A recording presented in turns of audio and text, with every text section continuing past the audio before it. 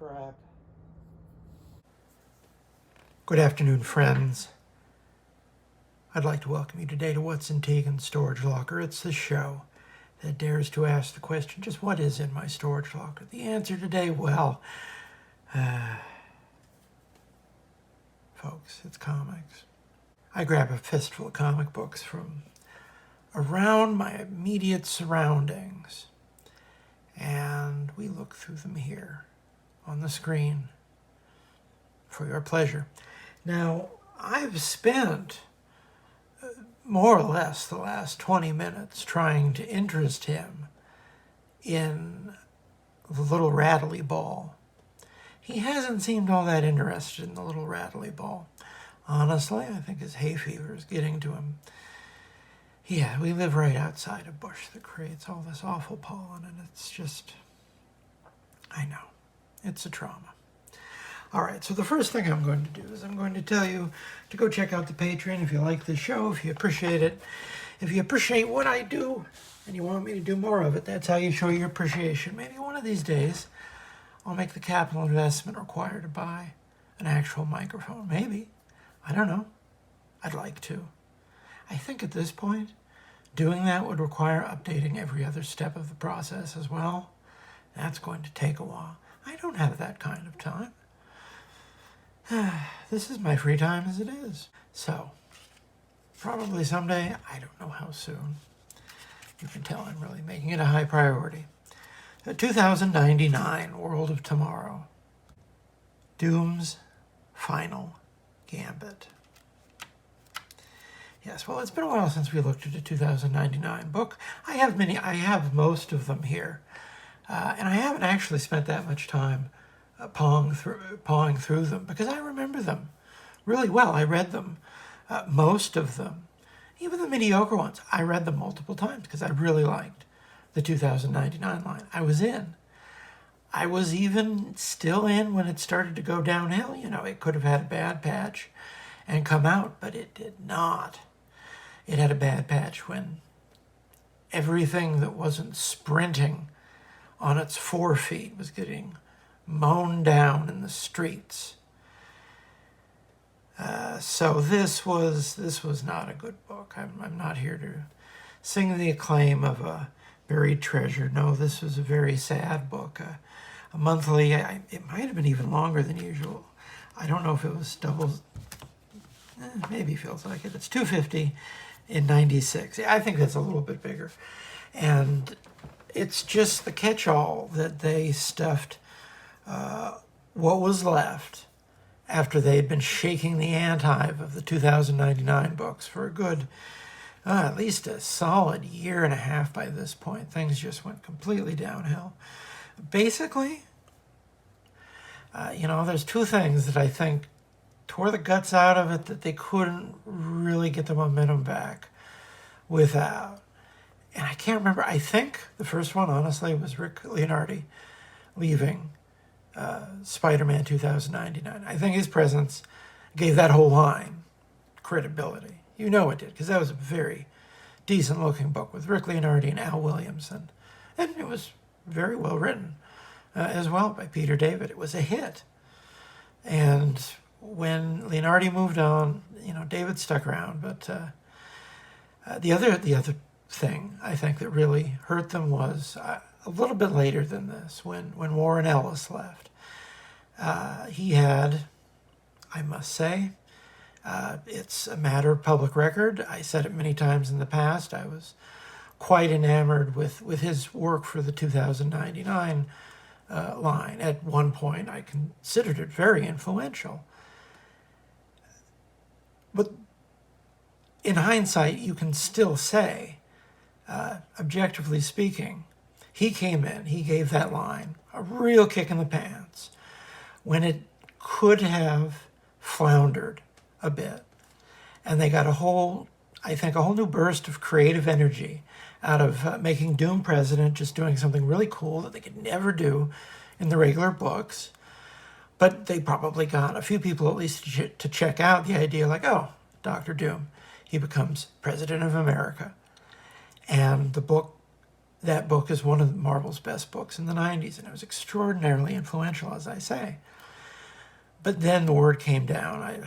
Bad editors, I guess, because the company was imploding, but they were going to go in a terrible direction. They were going to blow everything up and kill everything that anyone liked about any of the books, which still, people still like the Spider-Man book.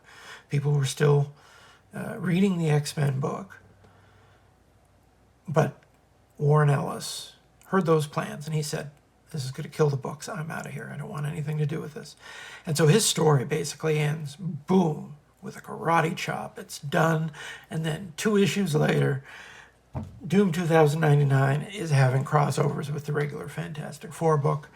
It's completely aimless, and then it's dead. And it's part of a winnowing that goes on actually really quickly. They went from having like 6 or 7 regular books to 2, and then 1, and this was just a catch-all with all of these characters just slammed in here, dealing with these really baroque plots having to do with all these apocalyptic storylines that were kicked off when the books ended. Like literally everything about the world is exploding. It's impossible to keep track of. And I dutifully bought it, but it only, I can't feel too bad about it in hindsight because it only lasted 8 months, 8 issues at least. I don't know if that was 8 months, but it was a mercy killing. There was nothing to be gleaned here. But the funny thing is they did actually end up getting some interesting people to work on these very doomed, all right, no pun intended, books. Like this cover by Pasquale Ferry. That's a cool cover. It actually sells a better book than what's inside, I think. So, we're already on the first generation of PlayStation ads with Jumping Flash 2. No clue what that is. So, what was I saying? Writers Joe Kelly and Ben Rabb. Joe Kelly he's in there in the mid-90s. He's one of the guys who walks in the door at just the right time to be given a bucket to start bailing out the Titanic. We read his Deadpool the other day. I described it as a Hail Mary. And really, Deadpool could have been any number of other characters. Just happened to be a character that this one guy, Joe Kelly, had a good angle on and a good artist. That was early McGinnis. But that also meant, well, you get to write the good book, which, turns into a really good book that people like. But you also, you got to bail out with the rest of the crew. So you end up writing stuff like 2099 World of Tomorrow, which is just ultimately putting the capstone on characters that none of these people had anything to do with creating. They're who's in the building. Jason Armstrong, Carl Moline, Yancey Labatt, 3 pencilers. And my goodness, even more anchors. Jaime Mendoza with the Hack Shack Studios, plus John Lowe and P. Scum. Those aren't anchors, it's a softball team. This book was not high on anyone's plate. It had 3 letterers. Michael Higgins, John Babcock, Sue Crespi. Well, Sue Crespi, Michael Higgins, they were decent letterers. They must have all had to do it over the weekend. Oh, I was just telling people that you were feeling under the weather, and here you are making a liar of me. You had no interest whatsoever when I was trying to bounce the ball with you. Well, I went to play with him for a few minutes. He didn't seem that interested, but the moment I walk out of the room, he attacks the ball with vigor, so it's beyond me. You can hear him in the background there. So what was I saying? Yes. So this is a dog's breakfast. It really is. There's no other way to put it. None of these people had any connection with these characters. I think I already mentioned that. But it's just whoever happens to be down the hallway to write Doctor Strange 2099, whose character that came along towards the end of the run, and no one ever did anything with, I don't think. She was just a lady sorcerer, and she's fighting Garrock the Petrified Man. There you go. Who is apparently just still chilling in 2099. You gotta give him that. You have to give him nothing else. But he did appear in a 2099 book. Who's this? That's one of the X-Men too. Oh, maybe it's just a little girl. That's one of the X-Men 2099, I think. There's Cerebra, who's another character from that book. Shan. All the dudes. I don't remember. I read it. I loved it, but for some reason it just doesn't stick in my head. It was very good on a month-to-month basis. And it lasted over 3 years. So there's a good chunk of it. If you want to go back and read it, you can get invested in those characters. They did a few years of stories with them, but things just got really bad at the end. Really bad, really bad. Nights into Dreams. Oh, so we're into Sega Saturn territory.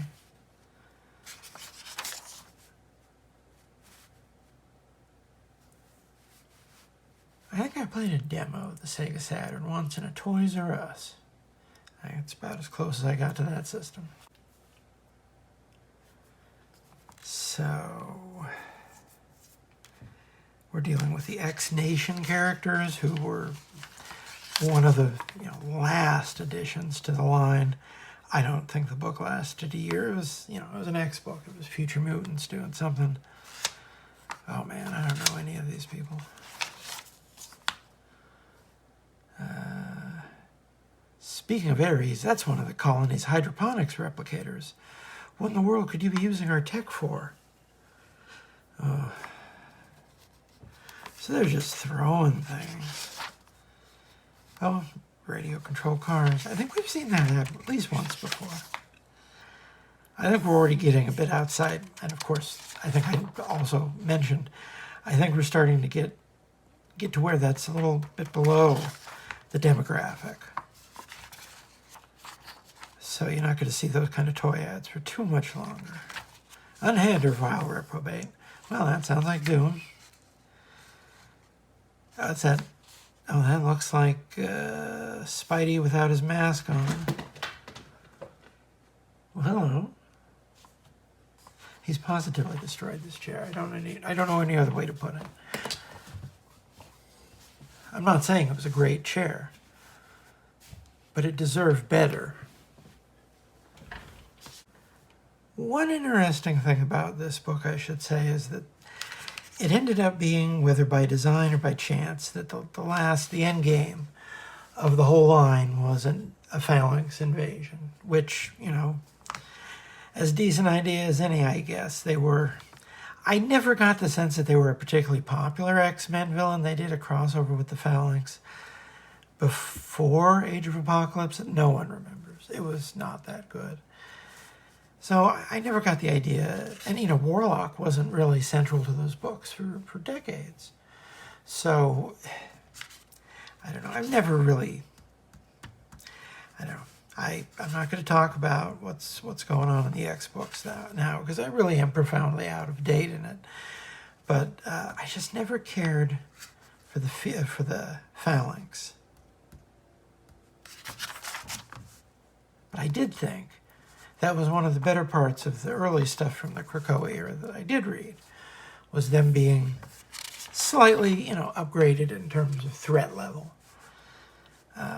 Considering I didn't like any of their early stuff, that was a standout for me. It was making them interesting, because here they're just, look at it. It's got every character who used to have their own book. It's just jam full of people doing stuff, and there's lots of word balloons. We're back with at least 3 of the X-Men. That big red winged dude, he was cool. He was kind of the visual breakout of the, had a bit of a Gargoyles vibe. Oh, I think it might predate the Gargoyles. So, yeah, and you can see this is just, this is being done by people who get roped in at the last minute. I know I said that before, but it's really worth emphasizing. It's not their fault. Oh, Action Man. There you go. What was I just saying? They tried to bring the 12-inch guys back in the 90s, but no one was really biting on that format.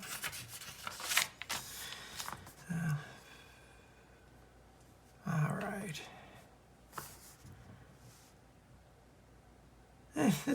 Who's doing the coloring here? Brian Buccellato. That's decent. That's a striking page. Like I say, she was not a character who anyone had invested a lot in. She appeared in Spider-Man 2099. Maybe she was in the Unlimited book. The one they started in the Unlimited book was the Hulk 2099. It's just an absolutely cursed character in every way. It's, I can't remember if they did more than one of these, but I know that a lot of people watched when he and his son appeared on. That might have been for something different, though.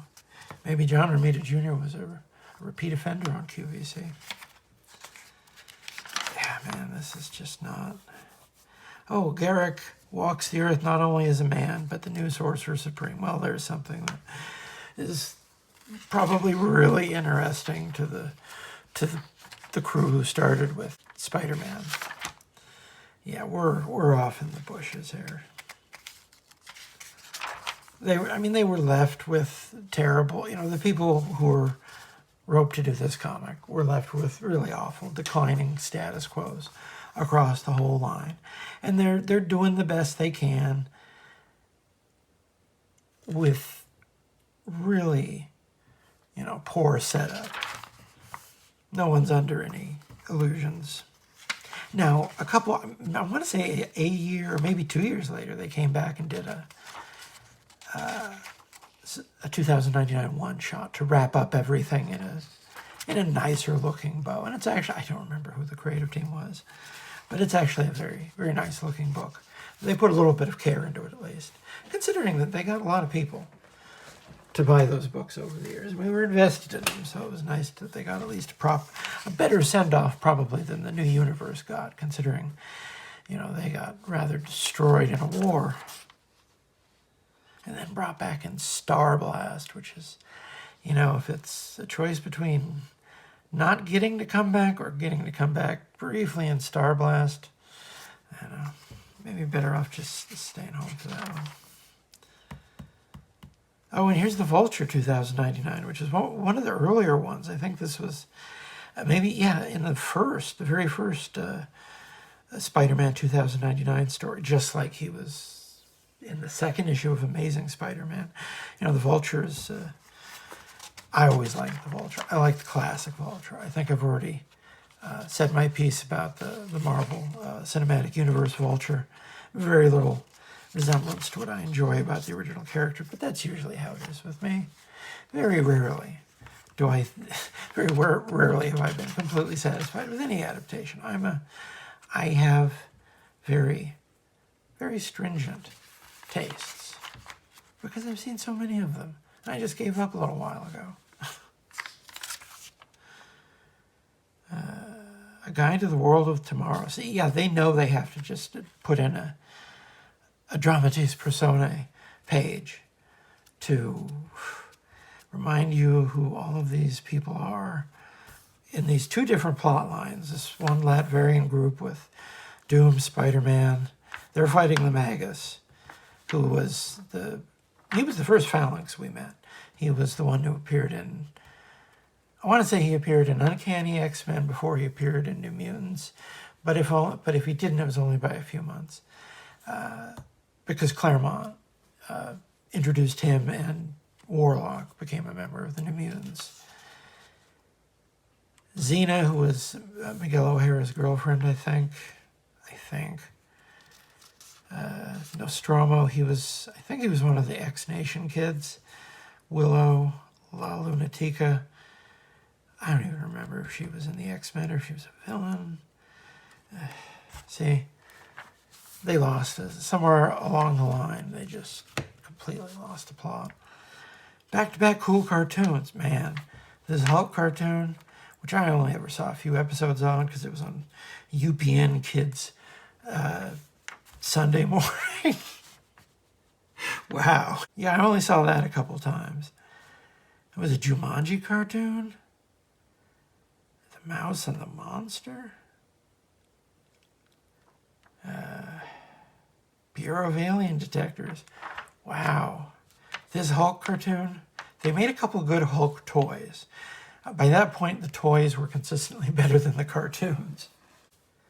Maybe it was a little bit better than the Marvel Action Hour, but that's just because at least the first year of the Marvel Action Hour was a bad scene. There were 2 seasons. The second season was, I think, appreciably better, but I mean, we're talking about grades of syndicated 90s cartoon here. Millennium, this ran for a few years. People liked this one. I wasn't really invested in it or anything, but if it was on when I was on the room, Lance Henriksen was certainly a very magnetic presence. I don't think it ever amounted to anything. I think this was, my impression was that this was like X-Files with a lot more of the way of the mythos up front. Maybe they learned that lesson from X-Files. All right, what are we doing here? All right, how about an issue of The Shadow? Not just any Shadow, but the Andy Helfer, Kyle Baker Shadow. Now, I just read the Howard Chaykin Shadow on the Tech Talk, and I really have to say, I think I'd only read it the one time over 20 years ago, and I hadn't pulled it out of the box since then.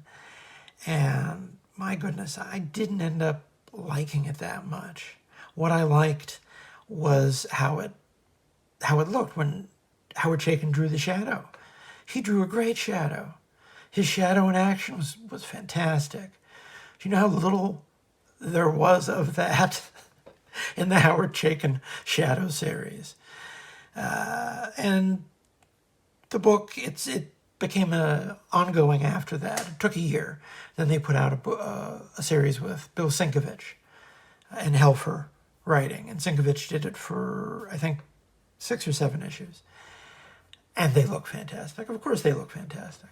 My memory is that the Sienkiewicz run holds up a lot better than the Chaykin stuff. And certainly people still talk about the Baker and Helfer Shadow. This is renowned as a great book. I don't know if it's a truly great book because, well, I don't know. It goes in places you would never expect any book to go, let alone a licensed property, because ultimately, although he's been in many DC Comics over the years, and he may very well return to DC Comics at any point.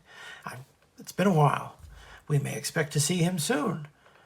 Maybe it's already even been announced. He's been in a lot of comic books, but no other Shadow comic has ever taken the character quite as far as this. And I've heard people equivocate on the matter because, conventional wisdom is that they had to stop doing the book because Street and Smith didn't like the liberties they had taken. And maybe, I don't remember, I wasn't paying that much attention to sales at the time. It probably wasn't selling that great because it was weird. Weird stuff never sells great. And they brought the book back as a much more conventional adaptation of the character with Eduardo Barreto art for at least part of the run. So it's not without some merits. All of those merits are probably mostly concerned with the art on that one for various reasons. For some reason, they didn't get out of the gate, I think, quite the way people wanted them to, because they pulled the plug after waiting a year, after the Chaykin series, they pulled the plug on this after 19 issues, but they brought him right back. So it was clear that they thought the Shadow could sell comics. Maybe they were just lost confidence in what that iteration of the Shadow was going to do. Straight up, there should be Shadow comics. Someone at some point needs to put out more Shadow comics, if it hasn't already been announced at some point, because I know there was a bit of a lull there. He's an excellent comic book character. He's probably an excellent movie character, but I wouldn't get your hopes up of that ever happening. But, you know, someone could probably get a really good television show if they did him up in the, the contemporary, like, high production value, dramatic genre material. There's lots of good science fiction and fantasy shows running right now. They at least look decent. They could probably do The Shadow now on TV easier than they could in a movie. Well, for all I know, it's already been announced.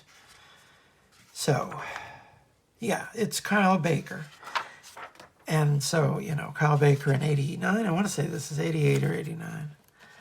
Where's your DC? 87. We're still in 87. It says here. So what's going on this month at DC?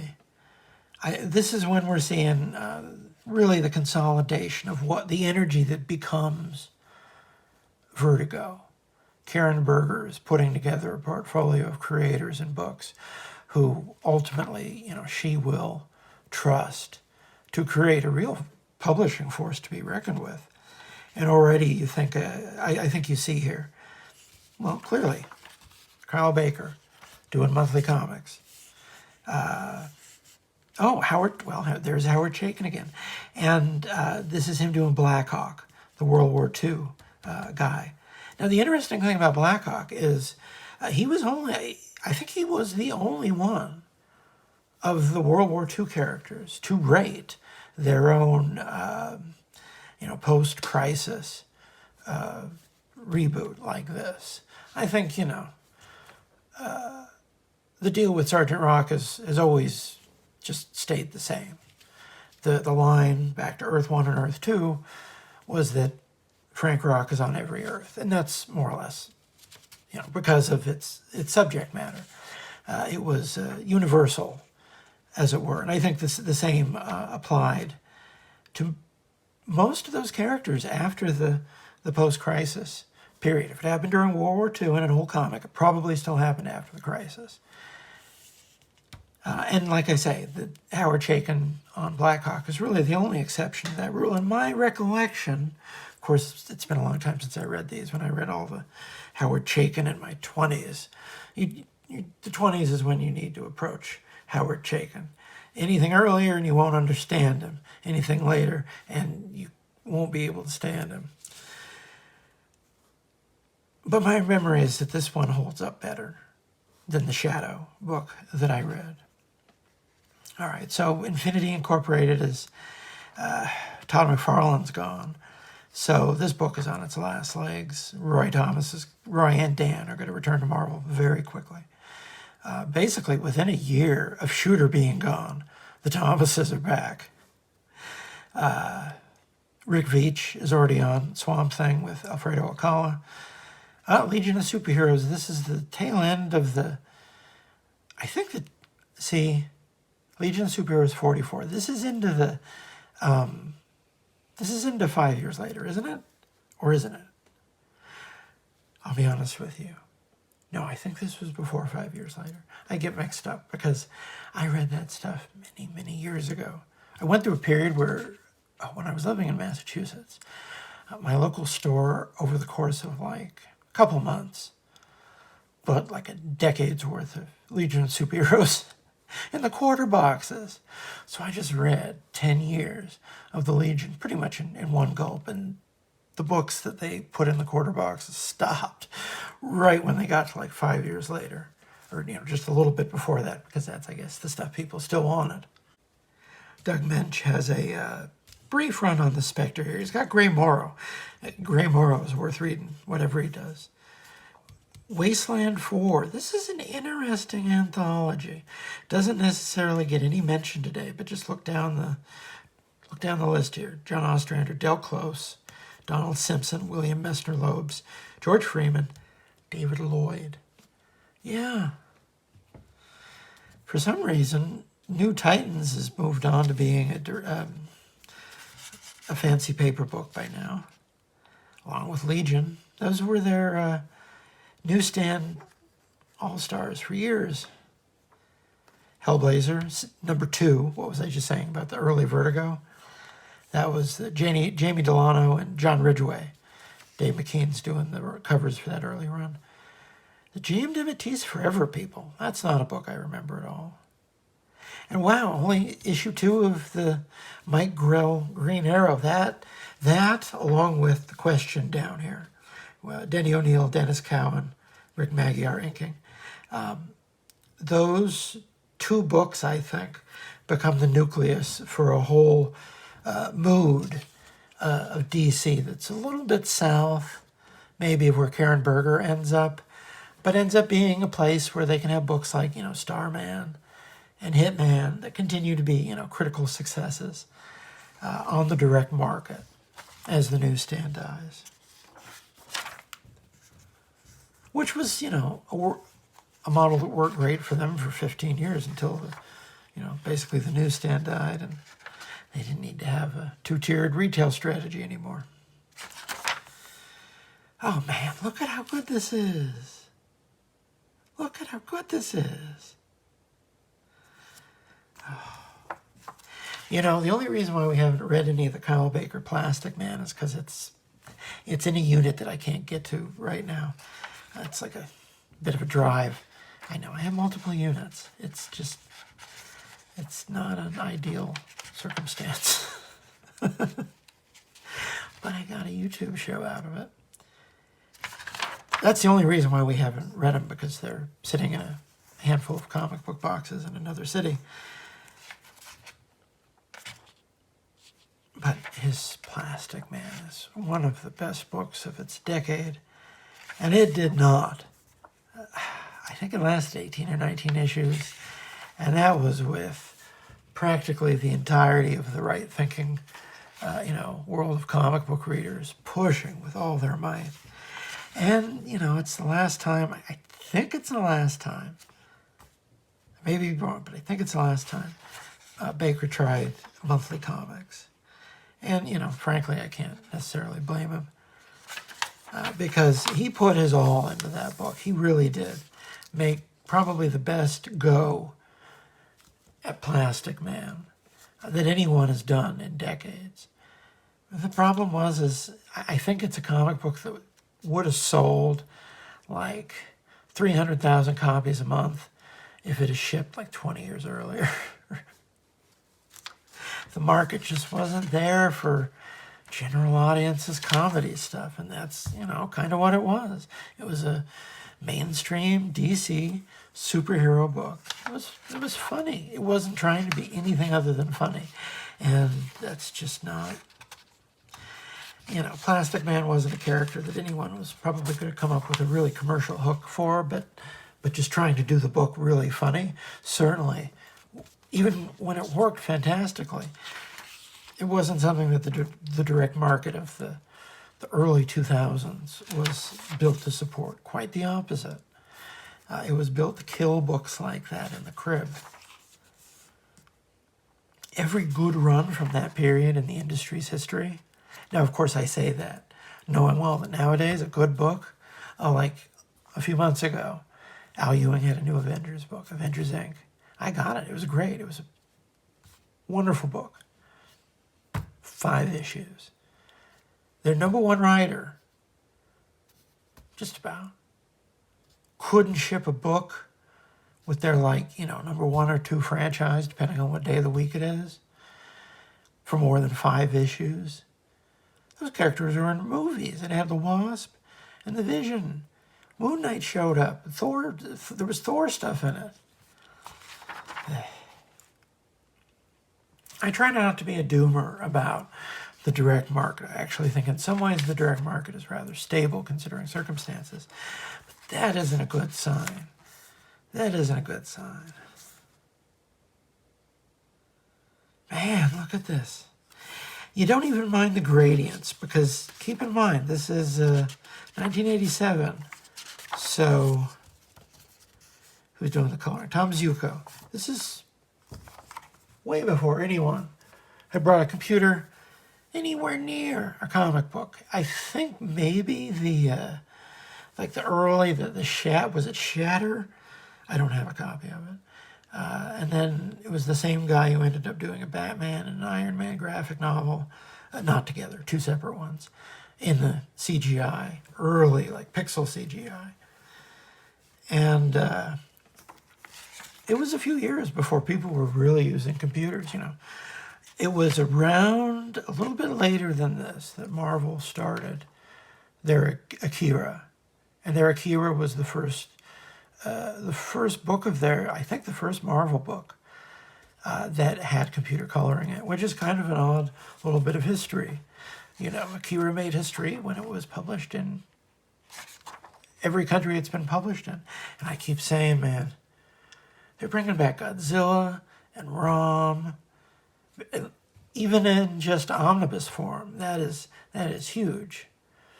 That's stuff that even 5 years ago would have said never happened. And, you know, for the first while of their being owned by Disney, they didn't really work with a lot of third-party advertising. But now or third-party licensing. But now they're fine working with third-party licensing again. So one of these days, they have to print. They have to reprint their Akira colors. Think about how many copies I'm going to buy of the Marvel Akira would sell. That book would be on everyone's shelf. To have that coloring. Plus, there was a few things that were done, pinups and stuff, that I don't think have been ever reprinted anywhere else. The last issue had a big pinup. I think Alex Toth did a Akira pinup. I think you can probably find a shot of that online. But see, they brought out the big guns. That was their prestige move. And, you know, you got to admit, that's a pretty decent prestige move. Weed of crime bears bitter fruit. There's your dude. See, that's what I want. That's all I want from a Shadow book, is to see this dude covered in blood. That's all any Shadow fan. I'm not even that big of a Shadow fan, but I want to see the guy done well. I'll show up if the guy's done well. It shouldn't be hard. It seems like he's a really, like, elementally simple character. He's a murderer who operates from the shadows. You know, that's his name. And he works primarily through agents. And he fights, you know, outlandish supervillains. And you can just leave out the fact that his, you know, it's kind of like Iron Man. His big number one guy is a character you don't necessarily want to see in 2024 because he's a gross Asian caricature for the most part. But he has a lot of other villains. He has no shortage of characters who appeared multiple times during his book series. So you could just make a straight go of him. Even in this climate, people will probably come out for a really well-done Shadow book. Everyone still knows who he is. That's pretty good pop culture penetration there, because he hasn't been on the radio for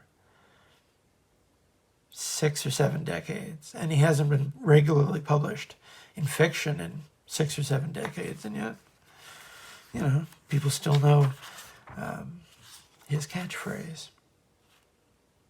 And this is, you know, for all that we give John Byrne a hard time about leaving the Superman books early, you look back and he wrote a lot of Superman books in that short period of time. Because he did a bunch of these miniseries that art by people like Kurt Schaffenberger. You know, he's getting to work with all old-timey Superman people. Alfredo Alcala inked this one. These are, you know, decent ones to flip through at least. You know, sort of semi-sequels to, you know, not Year One, Man of Steel. And they did one for Krypton, too.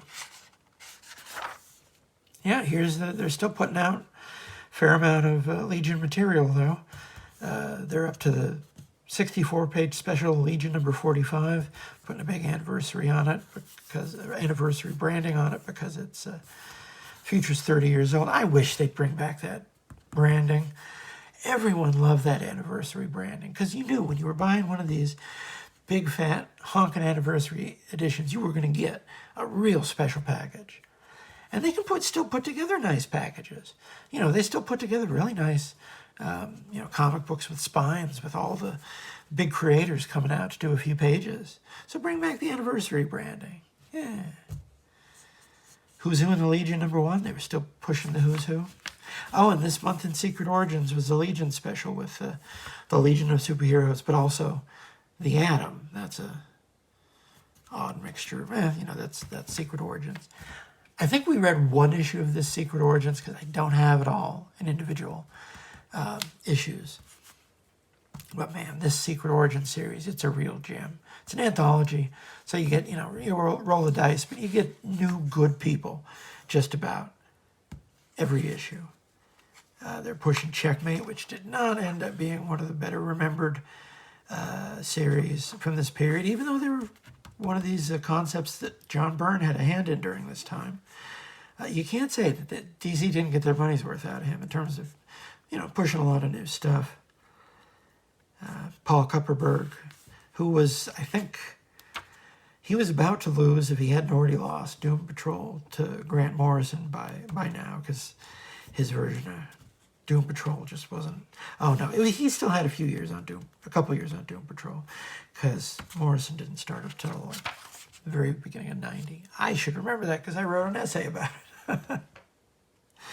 And they're hawking that greatest Superman stories ever told. If you ever come across in a used bookstore the first printing, they've done a few different versions, a few different printings of it over the years, but this first printing of this greatest Superman stories ever told, one of the best anthologies in the history of comic books. If you see it, get it. Immensely educational. Batman, Son of the Demon. This is reprinting the hardcover from Mike Barr and Jerry Bingham. They did a number of prestige series around Ra's al Ghul in the 80s. I don't think I've read it, though, because I'm not big on Ra's al Ghul. And Man of Steel trade paperback. Forward by Ray Bradbury. I don't remember that. It must not have been anything interesting. 2 free months of DC comic books. And the weird thing is Sergeant Rock was still on the subscription form by 1987. They were still pushing out at least 1 or 2 war books a month. But that was about, I think, the last of their war books died in like 88 or 89. I mean, The Haunted Tank. The Haunted Tank lasted forever. That's not a series that anyone wants to spend any time on anymore. And,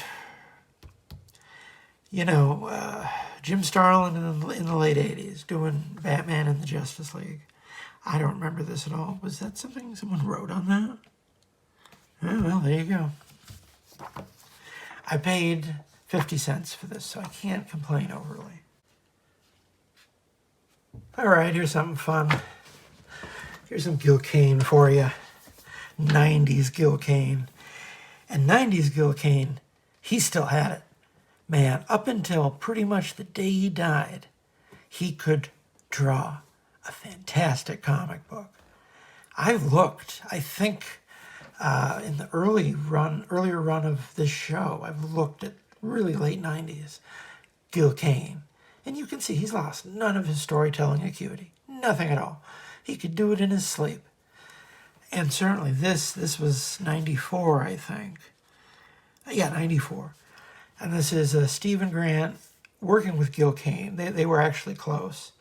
And Stephen Grant, by this point, he wasn't really having too much to do with monthly books at either company. He had graduated, I think, to doing a lot of licensed work that probably paid a lot better, if I'm remembering, because he's written a lot about his career over the years. I've said before, he was a real prominence in the first decade or so of the 2000s in the comics internet. And his career evolution was quite instructive because he got to start doing the regular monthly comics like everyone else. Then he figured out how to graduate to doing special projects and licensed stuff that paid a lot better, and working in entertainment as well. And later on, he had his own books, and he got a movie made out of one of them. Oh, I didn't see it. It was, I think, was it Two Guns? Was that it? I didn't see it. It's an action thing, but I think they made a pretty decently received movie out of it. He was always very nice to me the few times we had any kind of interaction over the years, and I appreciated that. But he was, I think, close with Kane, so he wrote a few things for Kane in the later part of his career. And this guy here, Edge, he's no one. He doesn't matter at all. This is Malibu Comics after they lost Image. They liked having Image in-house because they made a lot of money from printing those comic books. But when Image figured out that all they were doing basically was printing the comic books, and they could learn how to print the comic books themselves, it wasn't a long-lived relationship. So Malibu liked making money, so they tried to do something to justify a greater market share, and that's when you got the Ultraverse. And there was actually, and straight up, there was good stuff in the Ultraverse. Everyone acknowledges that. We read Rune on the TikTok. Rune, it's fantastic. It's Barry Windsor Smith totally just doing a 90s book about a super violent purple vampire from space. It's great. It is fantastic. If you're a Barry Windsor Smith fan, you need to have it. But if you're a Barry Windsor Smith fan, you're going to have to be content to just have like an inch worth of floppies that you're going to have to probably order from somewhere, because they've never been reprinted, and they may, there's a chance at some point, but only a small chance. There's a good chance they will never see the light of day again, and it's a shame because it is a Barry Windsor Smith comic book, and that definitely not a secondary work by any means. I think it's as good as anything he did in the last, few decades of his work in the mainstream. But this guy, Edge, Malibu needed warm bodies to make comic books, so they put together the Bravia line. What was the Bravia line? Well, the Bravia line was the third string, and I'm trying not to be rude, but the fact is, this is who was left over after Image, after the second wave of Image, and Legend. This is who Malibu could get to create her own books. And this was July 1994. So the bloom was off the rose. Sales were falling. Sales were possibly in free fall in some parts of the industry already by the middle of 1994. What money there was, they had to rush. Whoever was, like I say, a warm body who could produce a comic book. Hey, Gil Kane, you want to work with your buddy Steve here? Think of some, trifle for us to put on newsstands. Sure, and it doesn't matter who these people are. The only thing that really matters is that, Gil Kane and Stephen Grant own these guys, but no one ever did anything else with these folks. These are just schmucks they thought up to have Gil Kane draw something that he would own. He didn't do he never went back. He could have probably done a My Name is Savage, but he didn't think to do another chapter of that story at Bravia. He went for some superhero type thing with Stephen Grant. And, it's a bunch of bozos. But the generic nature, I think, is kind of intended.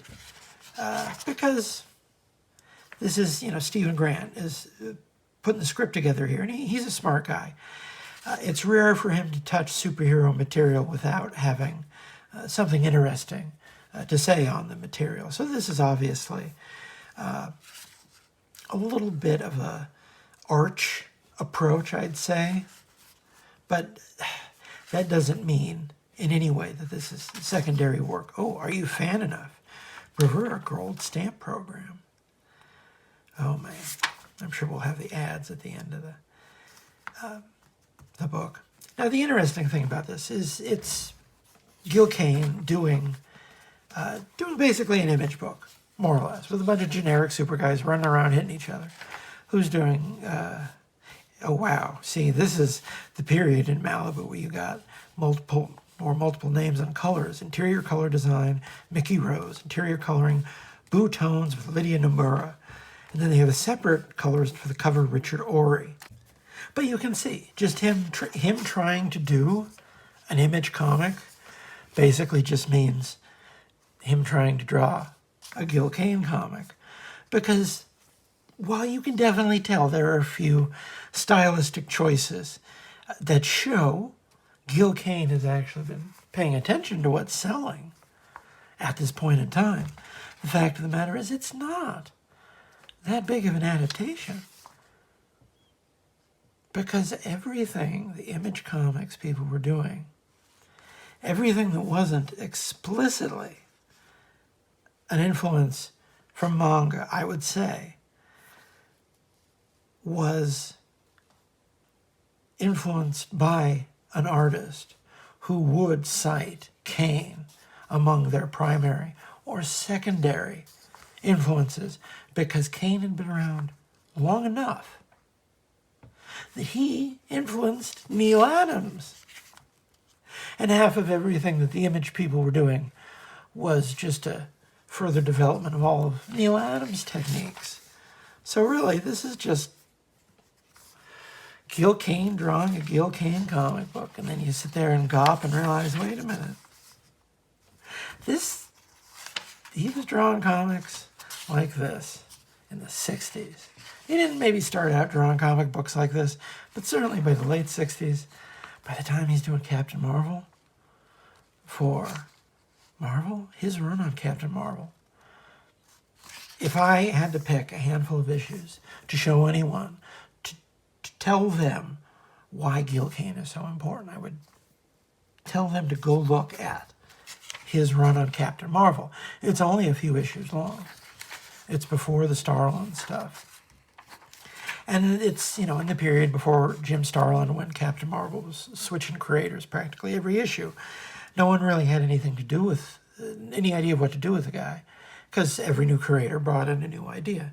And then eventually, when they updated him to the Gil Kane costume, and they gave him a new status quo, that was what Starlin inherited, and the character had some stability after that. But really, even in his Green Lantern work, all the way back to the dawn of the 60s, and certainly his Atom work, he had so much skill that you can see how everything that came later, Frank Miller, you don't get Frank Miller without Gil Kane. For all that Eisner was an influence, Eisner was a later influence. At his most elemental, Frank Miller is Gil Kane and Steve Ditko. Not Kirby, not Buscema.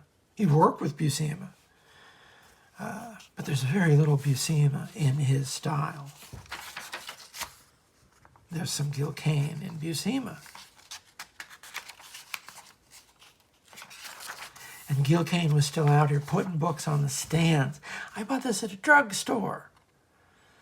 In 1994, it was admittedly, not every drugstore was carrying comics anymore, but you could still walk into a drugstore in 1994 and buy a Gil Kane comic and have it look like $1 million. Look at this. Look at this. This isn't a special, effort on his part. This is the same quality that he was providing when he was still doing fill-ins across DC. He did a number of Superman and Green Lantern fill-ins throughout the late 90s, working fairly regularly. He was one of the regular fill-in guys on the Superman books. And you could just pick up a random issue of Superman. Oh, Gil Kane's drawing it. What the hell?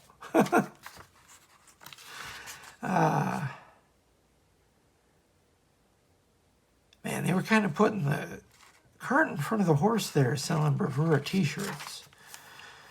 Yeah, so Dreadstar by Starlin, David, and Kalan. Star Slammers by Walter Simonson.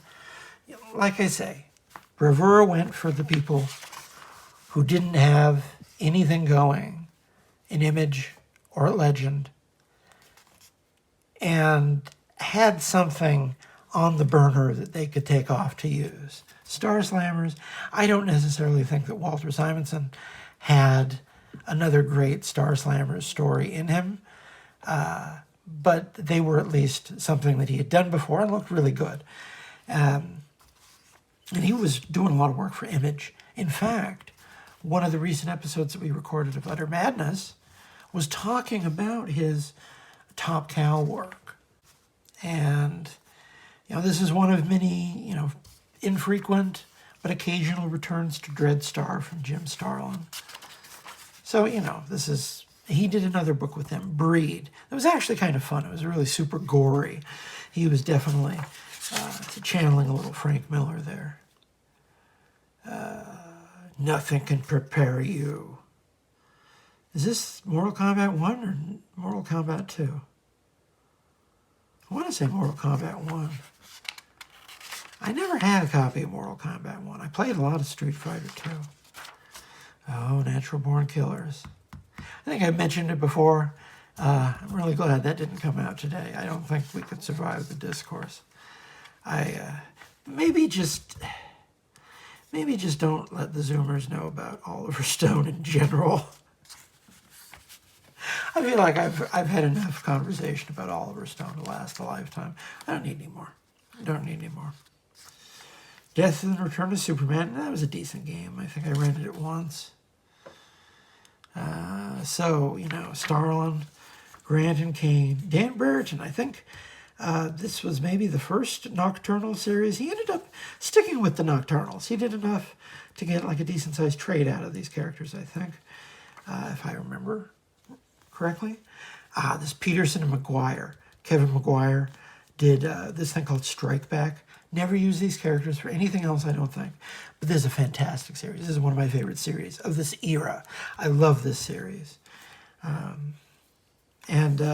only other thing was this Marv Wolfman and Sean McManus, which strikes me as kind of an odd couple. But they did this Man Called Axe thing that was just like a kind of maybe looks like a semi-parody of a Liefeld type character. But, it's Sean McManus, so it's probably at least worth flipping through. I can't really say much for Marv Wolfman at this point in his career. He stayed on Titans way too long. That book enervated him. Streets of Rage 3. Hit him like a ton of bricks. I just realized I didn't do any pandering this episode. It's going to get slaughtered in the algorithm. Oh well. You got to put out one for the heads every now and again. Next issue I'm about to record is number 50, so got to do something special for that. All right. That's my show. Please, if you like it, tell everyone you know to go watch it. Stop strangers on the street and proselytize to the masses about my show. If you like what you see, go to the Patreon. I got tons of stuff to download. I've been uploading stuff, my writing, onto that Patreon for years, many years. So whatever tier you want to subscribe at, there's tons of stuff for you to download and check out. I do daily comic book reviews on the TikTok and Instagram. They're the same review, whichever is your favorite platform. I'm coming to prefer Instagram. I gotta say, TikTok has kind of been a disappointment. I went into it with fairly decent expectations, and it's a very hard platform to get any traction out of. At least I've found it. But, I'm not doing the programming that they want me to do, I guess. What else? Oh, I already mentioned the podcast with Claire Napier, Udder Madness. We talk about Top Cow comics. That's Witchblade The Darkness, Cyberforce, Mark Silvestri, Michael Turner, all that good stuff. We just recorded another episode about the Witchblade TV show, which is growing on me. It's growing on me, I have to say. I'm still not sold on TV Ian. I'm not there for TV Ian, but the rest of the show's doing pretty good. And we're about to record another episode on the Devil's Reign crossover, which isn't necessarily promising to be a great crossover. I'm just gonna put that out there. I'm only like 2 issues into it so far. What else? I got usually something up at the Comics Journal. I think probably by the time you see this, I'll have another big article about Frank Miller up there. I had a big article about Frank Miller that hit in January, and I got another article about Frank Miller. And if you put them together, that's most of what I ever said about Frank Miller, with the exception of the 2 videos that I put on this channel, where I read the Miller Electra saga over the course of 2 videos. And I actually did a couple of the TikTok videos. I did one on his Marvel Team Up 100, which is my very favorite Frank Miller comic book. And I did another on his Marvel 2-in-1 51, which is another very good comic book. I wouldn't put it in the same, quite the same caliber as certainly his Amazing Spider-Man annuals or his Marvel 2-in-1 or Marvel Team Up 100. I really think the world of Marvel Team Up 100. I don't know, that's a lot of stuff. Have a wonderful day. Be kind to children and small animals. Be kind to yourself. Do something good for yourself. Unless you're evil. If you're evil, don't do anything good for yourself.